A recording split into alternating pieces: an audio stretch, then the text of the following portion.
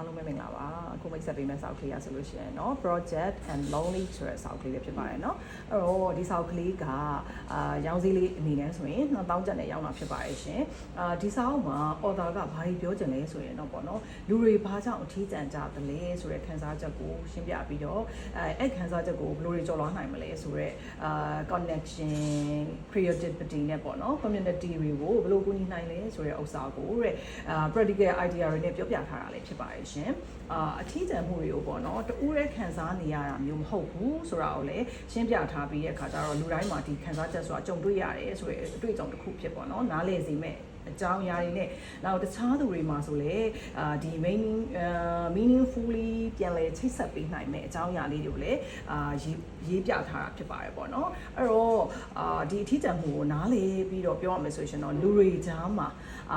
meaningfully ပြန်လဲချိတ်ဆက်ချင်သူတိုင်းအတွက်ဖတ်တဲ့စာအုပ်ကောင်းလေးလေးဖြစ်ပါတယ်ရှင်အဲ့တော့ရောင်းစည်းလေးက2000ကျပ်နဲ့ရောင်းပေးရဖြစ်ပါတယ်ရှင်အဲ့ကြတော့ဒီလိုမျိုးပေါ့နော်ကိုဖာကို lonely ဖြစ်နေတယ်လို့ခံစားရတဲ့သူတွေအတွက်ဆိုလို့ရှိရင်စိတ်ခွန်အားတွေပေးမယ်အစာအကောင်းလေးလေးဖြစ်တဲ့အတွက်ကြောင့်ဝယ်ယူအားပေးဖို့တိုက်တွန်းပါတယ်ရှင်အားလုံးပဲဝယ်ယူခြင်းနဲ့ဆိုရင်ဒီ video လေးရဲ့ comment အောက်မှာပဲဖြစ်ဖြစ်ဒီဟိုပါပေါ့နော် page messenger ပဲဖြစ်ဖြစ်လာရောက်ဝယ်ယူအားပေးလို့ရပါတယ်အားလုံးကျေးဇူးတင်ပါတယ်ရှင်